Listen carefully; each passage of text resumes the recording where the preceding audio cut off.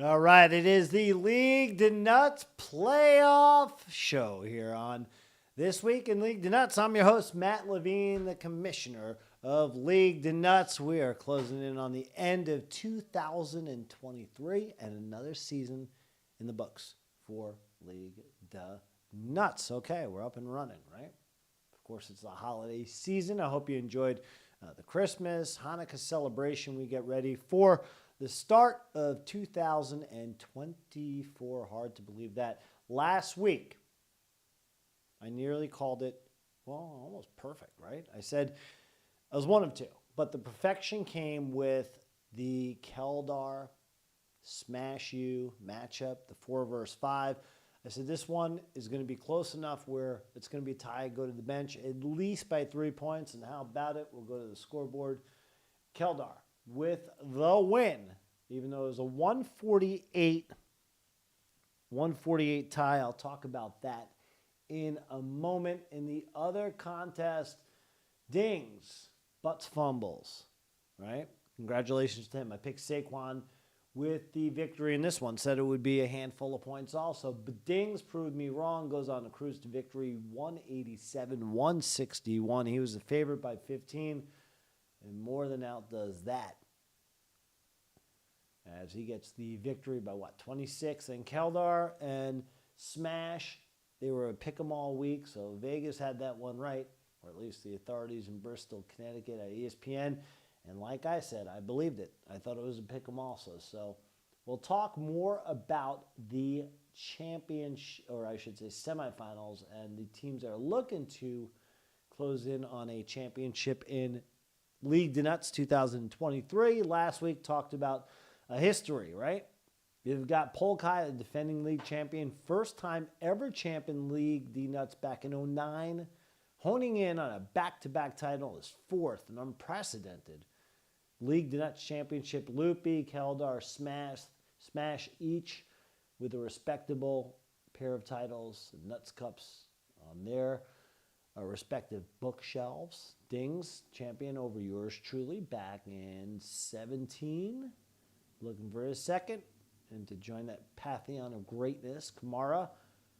Lights Kamara action now. Fantastic Fox. He had one in his first year in League to Nuts 2018. Bone and Ribs, formerly a League to Nuts member. He won one back like 9 years ago, something like that. So tonight I'm just kind of floating around. A little bit unscripted. Fine. You roll with it, right? We'll have a little fun. We'll talk about the matchups. One is underway. At least one of the two teams, one of the two semifinal squads in this week's semifinals is off and running. Let's go to scoreboard really quick. And that is tonight's action, right? And Dingstown is on the board with 31 points thus far. As he gets a couple of Jets going for him tonight, including the Jets. A lot of Jets on a defensive unit. They had 11 points. The game is still going against Cleveland. 34-17 right now is the score with Brees Hall. He could get more. Actually, it's 22. So this one could go up. It's 33. It was 31-0 when I started this show a couple minutes ago. So I'm looking at the score right now. I really haven't paid much attention to this one. 34-17, Cleveland, Joe Flacco. What a story right there, right? If you add Joe Flacco, if you have Joe Flacco now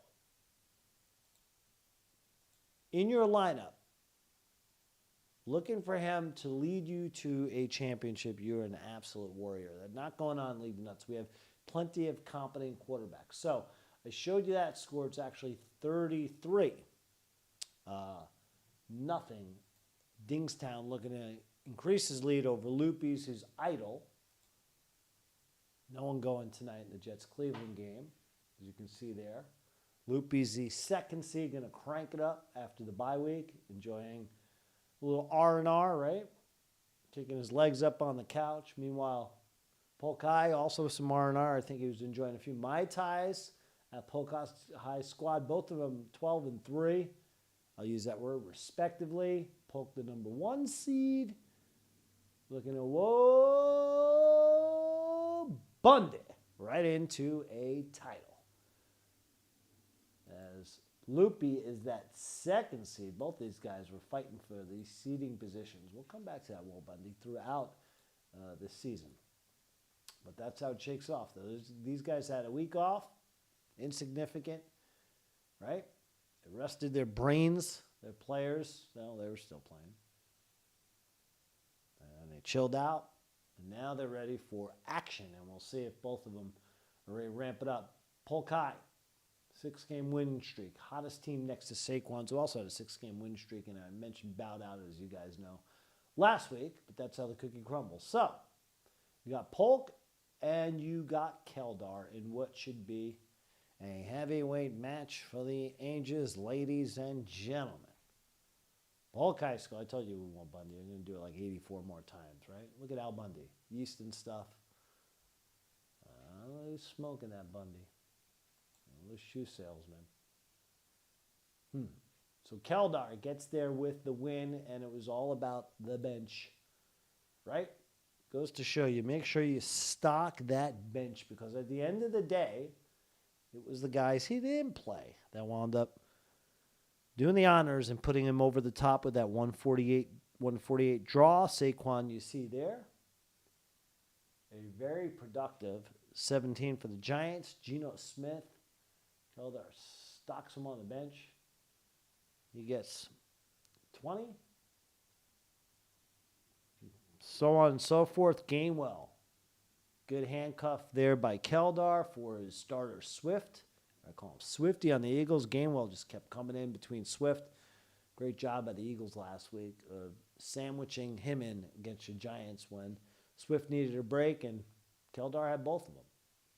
So the bench wins 80-57. And for the Smash U 9-7 squad that looks forward to 2024. Another great year for Smash. You can't take that away from him. He's been in the playoffs every season but one in League to Nutz. Arguably the GOAT until last year when Polk took title number trace. But he had the bagel. As you see those bagels falling from heaven. You can use a bagel right now. With the Colts and Saints defense. Why did you need two defenses on your bench? Would I have stockpiled them with some talented players? Maybe, but I'm not in the playoffs. Anyway, Smash, as I comment how well he did, right? And you see Saquon doing the Urkel. Art Donovan, when you think of the Colts, and I mentioned the bagel, I think of Art Donovan, that's it. Saints, I think of New Orleans. Bounty Gate, I don't know. What you get when you show when you get beads. That's another show for another day.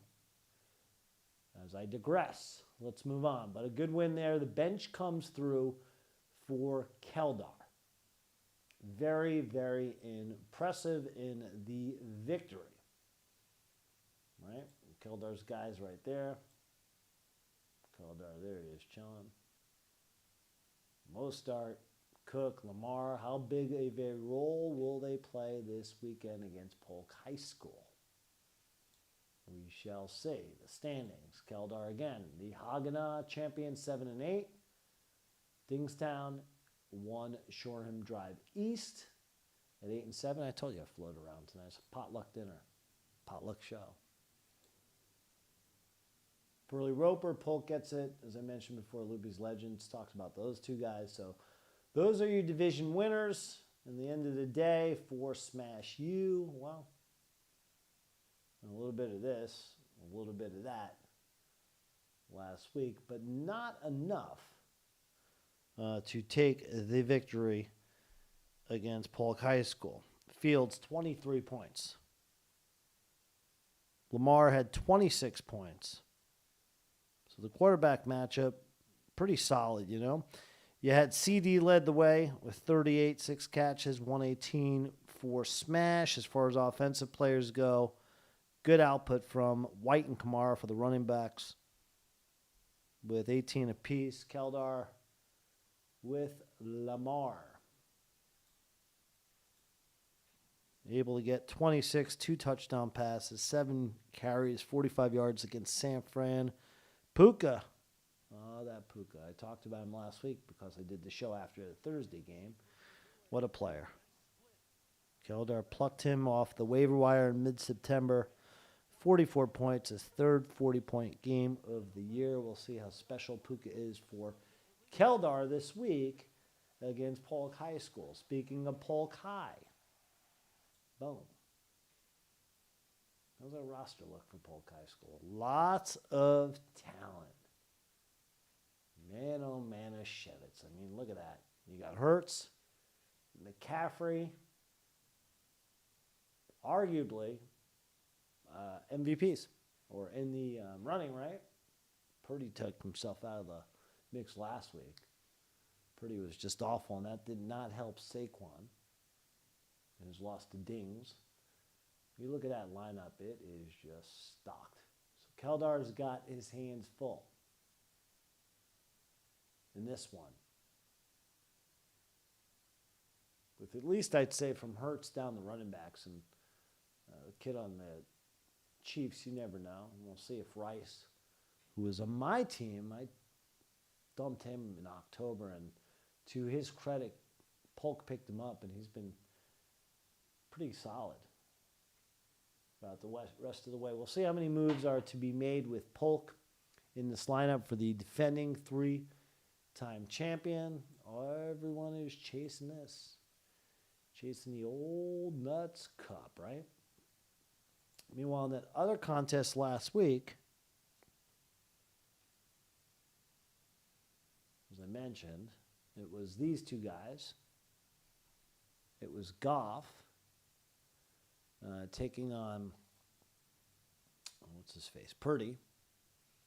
And at the end of the day, Purdy was turdy, right? And he kind of blankety-blanked, but you know what? Not a good day for Turdy. Purdy, who became Turdy.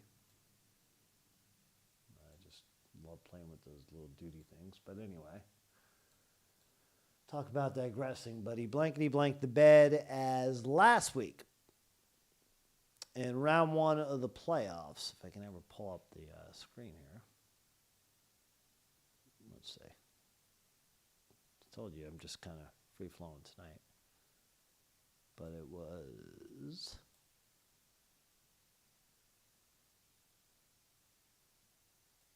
all right.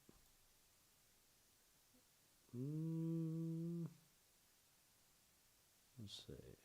187, 161, and watched Lamar just absolutely take apart San Francisco. And Purdy had his worst game, I think, in the NFL. This is a guy who was Mr. Irrelevant, right? Last pick in the draft 2 years back. And Purdy, 3 points. Goff had 16. So you look at the final there, difference, absolutely. Absolutely. And that one, too, as I'm just kind of going through the scoreboard out loud.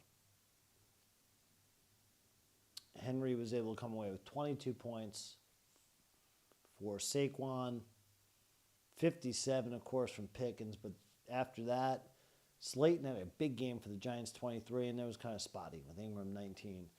But not bad. Most weeks, you get 161, you're going to win. But Ding's just way too much. As I mentioned, Goff. Breece Hall, talked about him last week. He went crazy. He's still playing, as I mentioned, in action right now against Cleveland and looking to increase the lead for Dingstown as they go into the semifinals. Calvin Ridley, 27. St. Brown on the Lions had 40.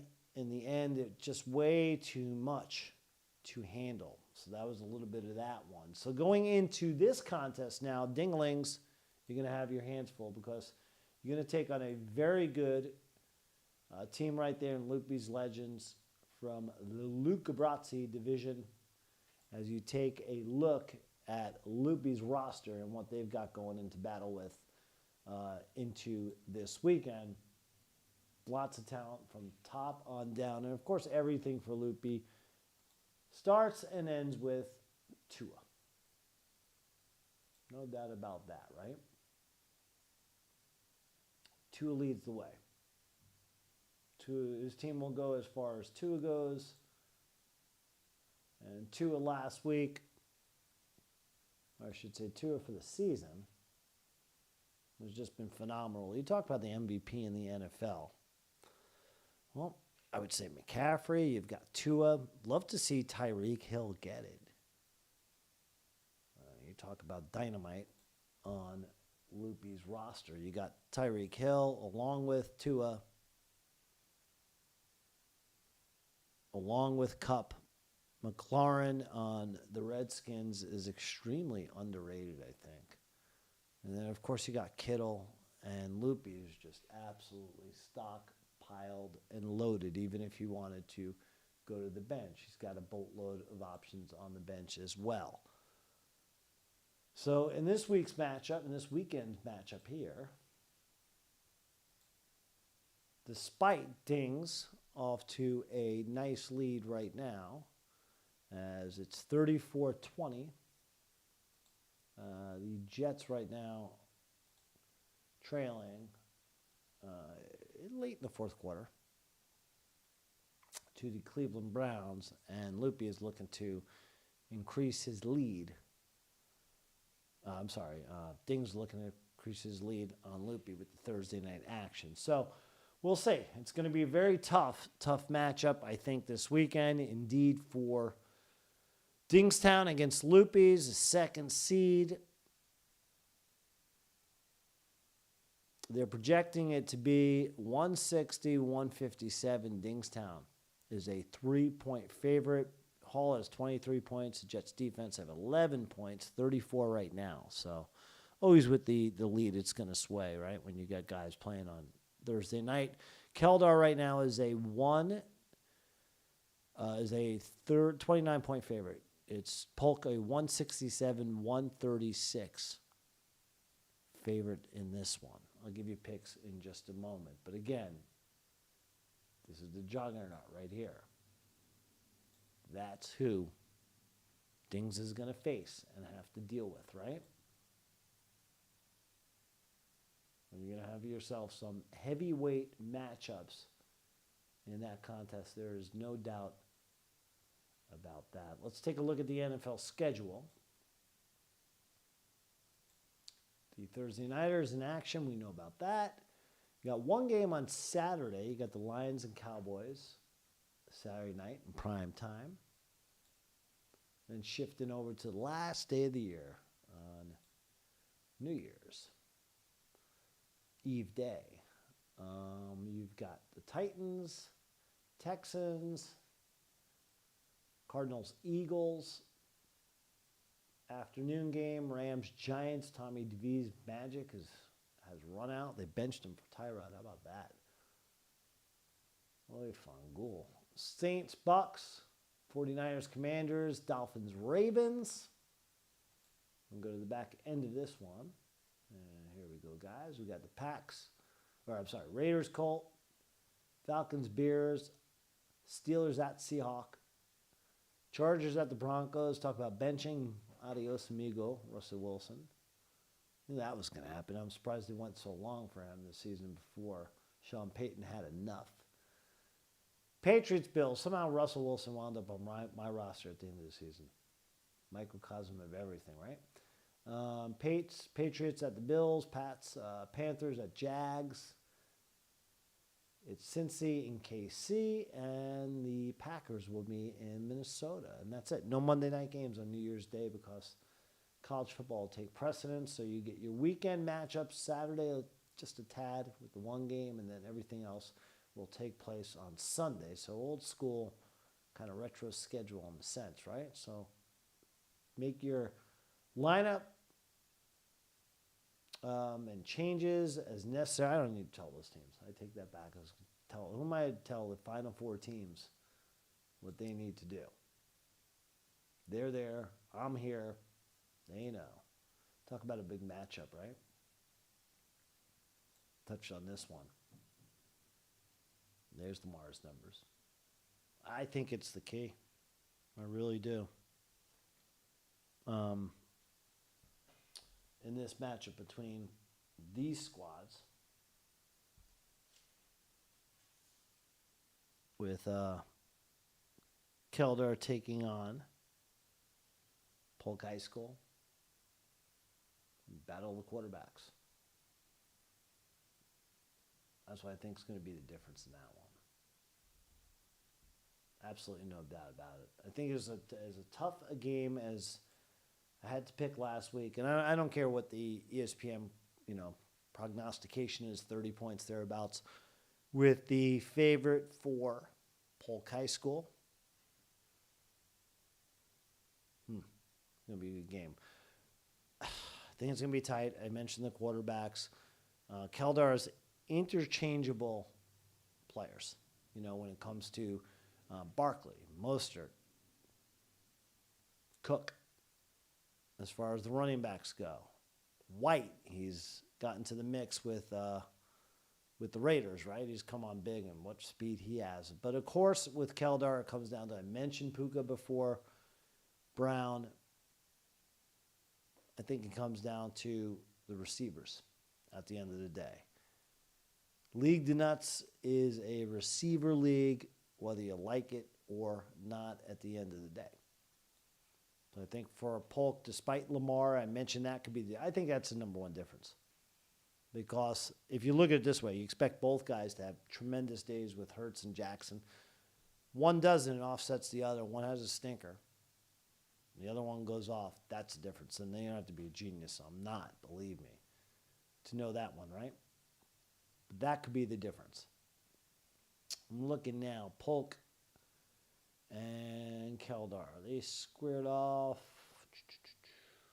Who did they square off here? Played one time. And it was Polk winning in week 8, 164 to 151 in that matchup. So with that said, how do I see this one? Well, that one was within just about a dozen points, 13 points. This one I think is going to be as close as last week. I might have to even see it two ways. Okay. At first I started thinking of it this way. You see that?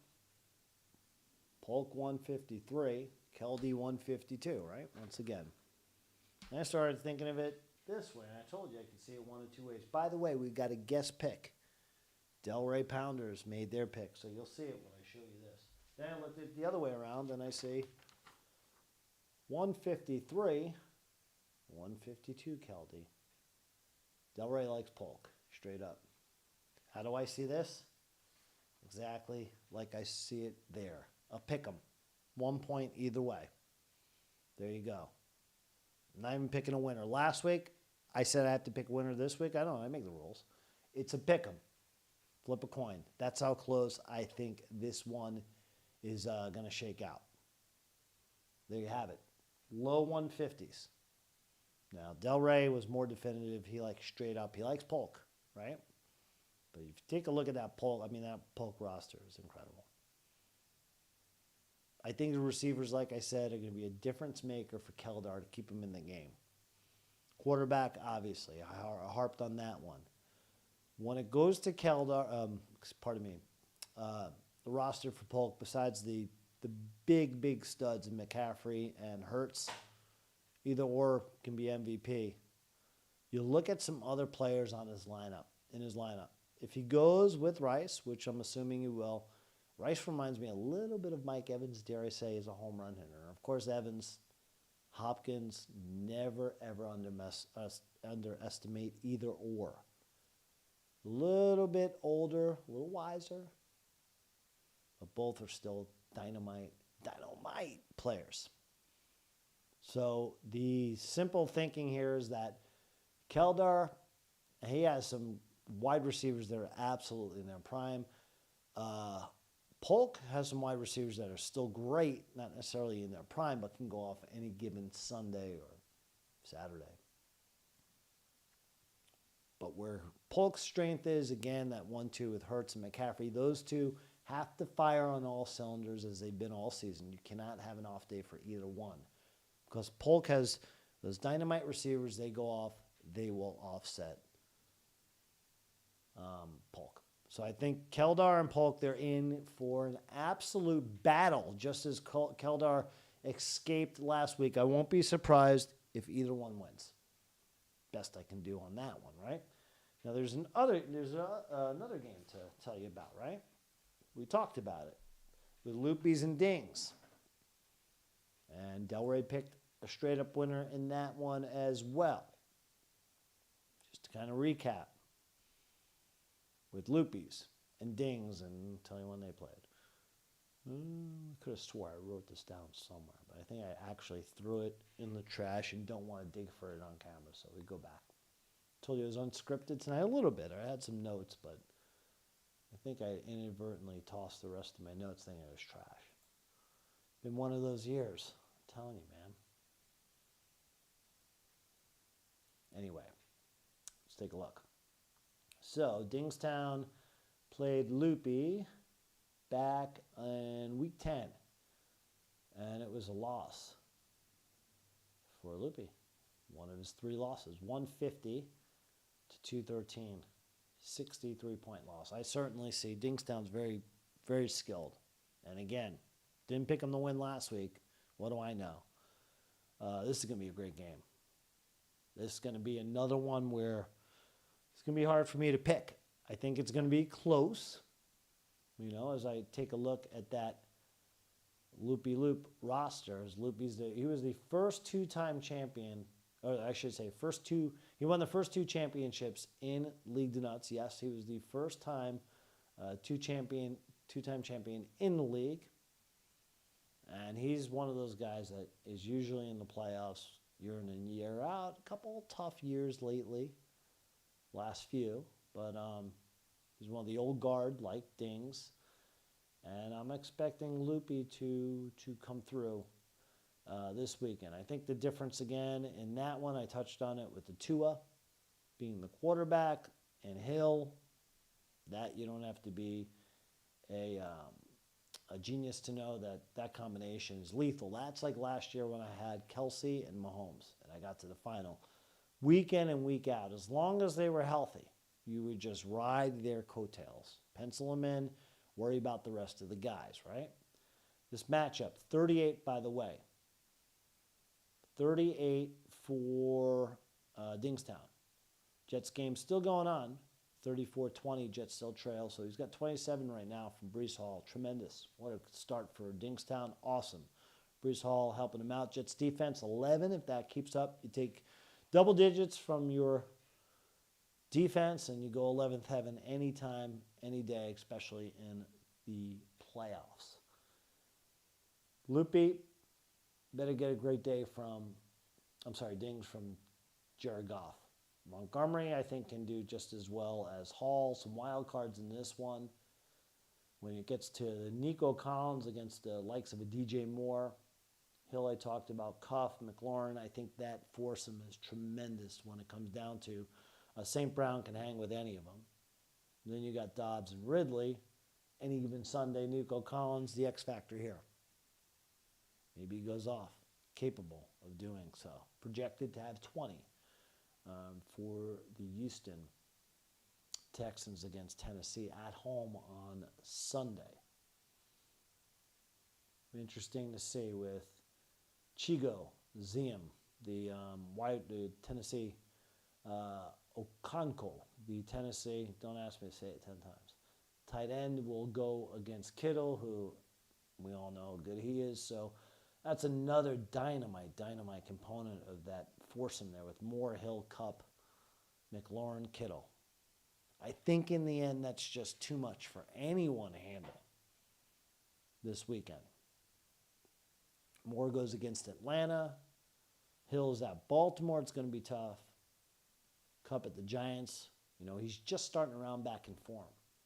He should have a field day. McLaurin at San Francisco, going to be tough. And then Kittle back at it against Washington in that game with McLaurin and company.